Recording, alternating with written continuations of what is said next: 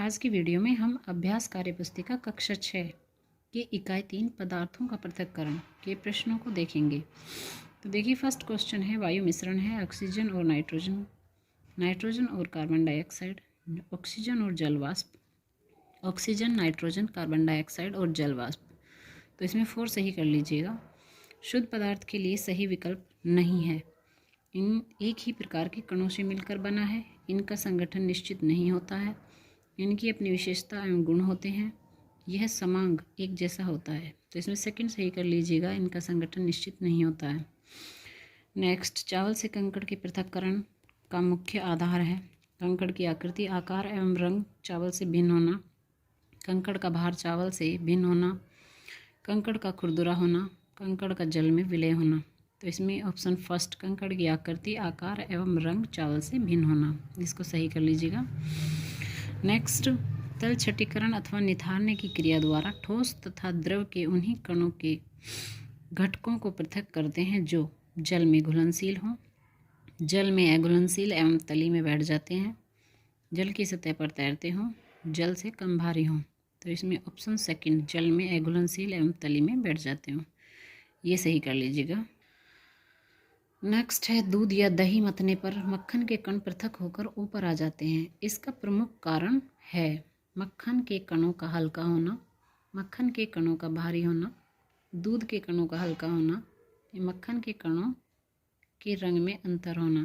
तो इसमें option first सही है, मक्खन के कणों का हल्का होना। देखिए, सेकंड, रिक्त स्थानों की पूर्ति कीजिए। तो इसमें का है, ब्लैंक में अंतर के कारण चालना संभव हो पाता है। तो देखिए, इसमें आएगा आकार। ख, जल से बालू पृथक करने की सुगम विधि तल छटीकरण और निथारना है। जलवाष्प का द्रव में बदलना संघनन कहलाता है। पृथक्कारी कीप की सहायता से 2 या 2 से अधिक अमिश्रणीय द्रव पदार्थों को पृथक किया जा सकता है। नेक्स्ट देखिए, शुद्ध पदार्थ का संगठन निश्चित होता है। प्रश्न नंबर 3, निम्नलिखित में से सही कथन पर सही तथा गलत कथन पर गलत का निशान लगाइए। देखिए, इसमें क्या है, किसी विलयन से वाष्पीकरण तथा संघनन विधि द्वारा शुद्ध द्रव प्राप्त करने की क्रिया को आसवन कहते हैं। तो ये सही कर लीजिएगा। सेकंड है, पृथक्कारी कीप की सहायता से अमिश्रणीय द्रवों को पृथक करते हैं, ये भी सही है। नेक्स्ट, जल में उपस्थित अघुलनशील ठोस पदार्थों को पृथक करने के लिए वाष्पन विधि का प्रयोग करते हैं, ये गलत है। और 2 या 2 से अधिक पदार्थ निश्चित अनुपात में मिलाए जाने पर मिश्रण प्राप्त होता है, तो ये भी गलत है, क्योंकि मिश्रण में निश्चित अनुपात में नहीं होते, अनिश्चित अनुपात में मिले होते हैं।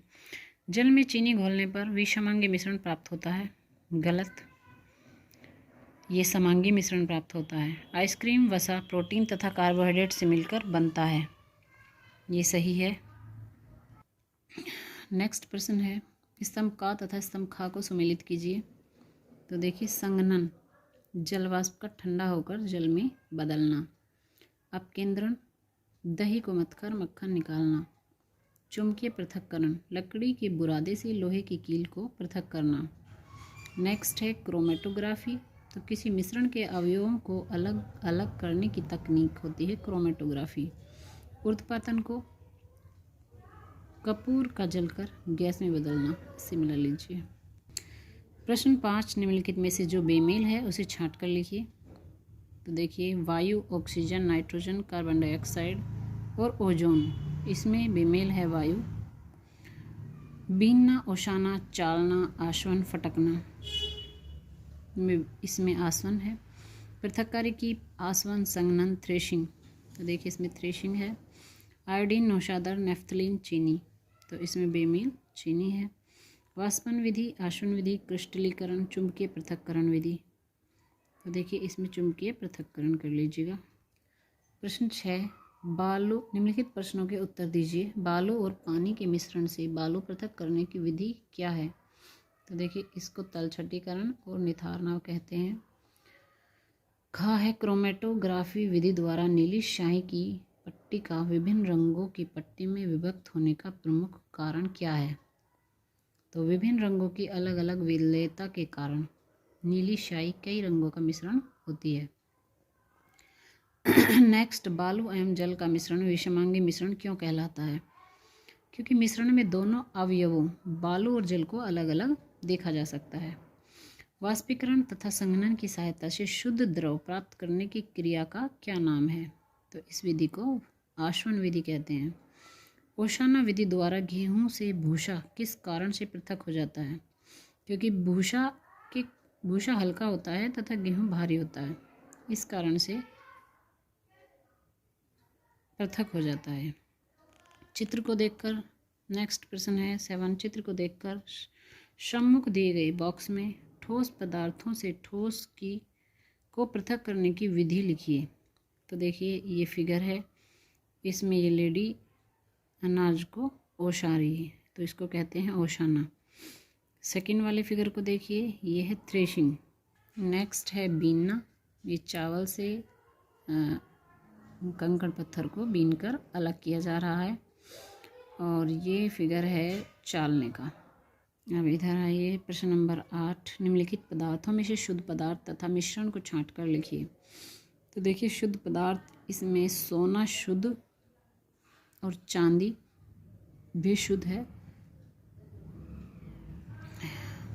लोहा शुद्ध पदार्थ है, तांबा शुद्ध पदार्थ है और नमक शुद्ध पदार्थ है। जबकि मिश्रण में चाय, वायु, दूध, समुद्री जल और सोडा वाटर। प्रश्न नंबर 9, निम्नलिखित में से तत्व तथा यौगिक को सामने के बॉक्स में लिखिए। तो देखिए लोहा है तत्व और पानी है यौगिक, तांबा भी तत्व है और नमक है यौगिक, फिटकरी यौगिक है और सोना तत्व है, चांदी भी तत्व है। नेक्स्ट, समांगी तथा विषमांगी मिश्रण को छांट कर लिखिए। तो देखिए चीनी तथा पानी का मिश्रण, अगर हम उसको घोलते हैं, घोलने के बाद हम उसमें उन अवयवों को अलग अलग नहीं देख पाते, इसलिए चीनी तथा पानी का मिश्रण समांगी मिश्रण है। नमक तथा बालू का मिश्रण, इसको अगर हम घोलेंगे तो ये अलग अलग दिखाई देंगे, अगर हम इनको मिलाएंगे तो ये दोनों पृथक पृथक दिखाई देंगे। नमक तथा पानी का मिश्रण, अगर हम नमक को पानी में घोलते हैं तो वो दोनों अलग अलग दिखाई नहीं देते, इसलिए ये समांगी मिश्रण है। चीनी तथा बालू का मिश्रण विषमांगी मिश्रण है। और लोहे की छीलन तथा बालू का मिश्रण, ये भी विषमांगी मिश्रण है। तथा अल्कोहल तथा पानी का मिश्रण, ये समांगी मिश्रण है। नेक्स्ट देखिए, निम्नलिखित संकेतों की सहायता से दी गई वर्ग पहेली को हल कीजिए। तो इसमें बाएं से दाएं द्रव का वाष्प में परिवर्तन होना क्या कहलाता है? वाष्पन। इसको हम यहाँ से भर देंगे, बाएं से दाएं, वाष्पन। इसमें कुछ वर्ड दिए हुए हैं, बाकी कुछ को आपको भरना है। सब्जियों के रस से गूदे हुए बीजों को पृथक करना क्या कहलाता है? ये 2 नंबर देखिए, ये यहाँ पर आएगा छानना। बालू तथा पानी के मिश्रण से बालू पृथक करने की विधि, नंबर 3 देखिए, ये विधि आएगी तलछटीकरण। प्रश्न 4 देखिए, बालू एवं पानी का मिश्रण। तो बालू और पानी का मिश्रण क्या कहलाएगा? विषमांगी मिश्रण। अब नेक्स्ट, ऊपर से नीचे। तो देखिए इसमें प्रश्न नंबर 6 है, आटे से भूसी अलग करने की विधि। तो 6 देखिए यहाँ से चालना। और भाप से द्रव में परिवर्तन होने की क्रिया, यहाँ पर 7 देखिए संघनन। नमक व पानी के विलयन में वाष्पन से उड़ा पदार्थ। तो 8 नंबर देखिएगा, ये आएगा पानी यहाँ पर। चावल से बीना गया पदार्थ, नंबर 9 में देखिए कंकड़। और 10 थ्रेशिंग द्वारा पृथक किया गया अनाज, तो इसमें आएगा आपका धान। गेहूं एवं भूसा के मिश्रण से भूसे को पृथक करने की विधि, ये कहलाएगी आपकी ओशाना। Thanks for watching.